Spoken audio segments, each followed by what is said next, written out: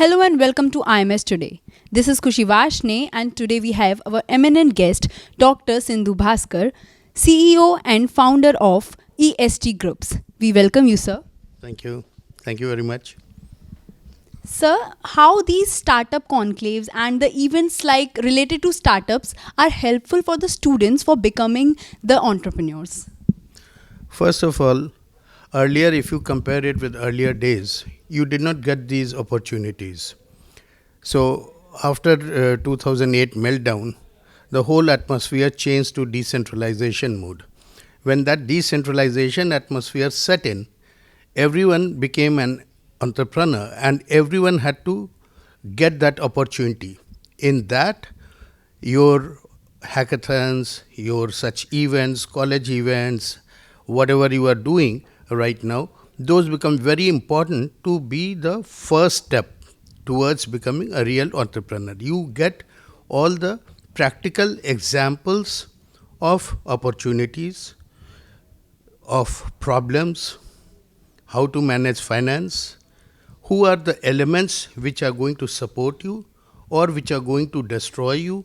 All those basic ideas you learn here. And that's how, in due course, you scale your product and your entrepreneur. So that's, I think that is how these local events and these college and university events, they are so important for developing this whole concept of startup. How do you connect the rural and urban areas with the digital evolutions?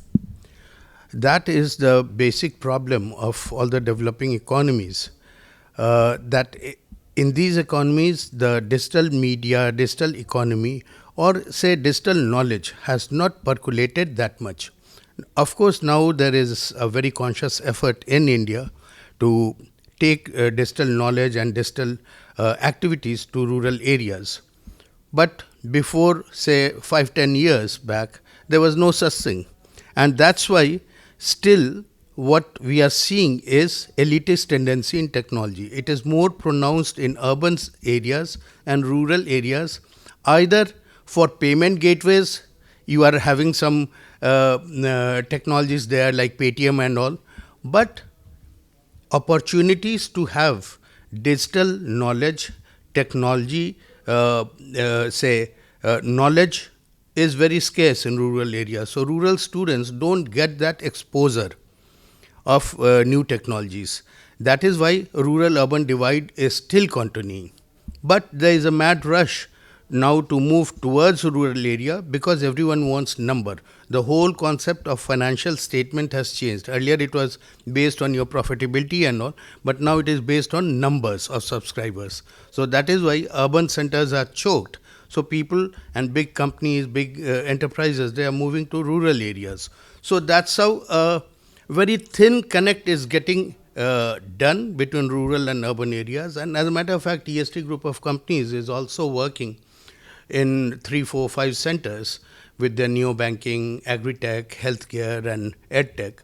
So that is what we are trying to do, that unless you create that digital knowledge empowerment in rural area, you cannot create a rural prosperity. And if you cannot create a rural prosperity, there will always be divide and rural economy will be dependent on urban economy. So with digital empowerment, rural economy will come on its own and it will become an equal partner in national economy. Sir, how do you develop and implement the strategies to achieve the team goal? How you are being the leader and how do you lead everything?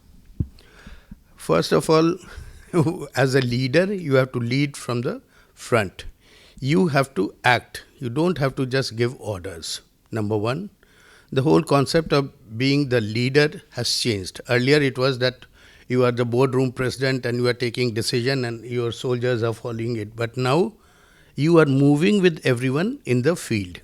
And that is what we call the whole concept of development of ecosystem. In ecosystem, all are equal partners. So that's how you create the connectivity of your enterprise. And that is how you take yourself. So everyone is a leader and everyone is contributing to the project. So it is, I should say, any enterprise nowadays has multiple leaders because they are focusing on specific areas of the enterprise. And that's how the sense of togetherness, sense of belonging, and sense of responsibility and obligation to the institution comes to you and you move. So, what is the current climate of this financial industry, and what do you think that will affect in this our industry? What are the impact which will take place? See, economy is very fluctuating nowadays, and it is always in the process of melting, as we have seen. And the most pronounced was 2008, and now with the melting of Silicon Valley Bank, then your Signature Bank, and now merger of Credit Suisse with UBS, there is a total chaos in the economy, and government is of all countries and all continents, they are fighting together to solve this crisis so that it does not balloon. Because of the war between Ukraine and Russia, already the economy is very subdued, and supply chain has been totally disturbed and destroyed. And if banks will start failing, then it is going to create a total doom. So, of course, things are in a very bad shape. Just recently, like yesterday or day before yesterday, even Deutsche Bank in Germany, that was also in dumps because they have lost their value by nearly 20%. But then government immediately became proactive to salvage these situations. So economy is fluid because of, again I will say, our works, because if we are fighting in any country, it is basically our fault. We need to live together peacefully and in a very ecocentric manner so that we can keep on contributing to each other. Rest of the things, when we talk of cryptos and all, we talk of borderless transaction, boundaryless transactions and movements. So the same concept should be everywhere.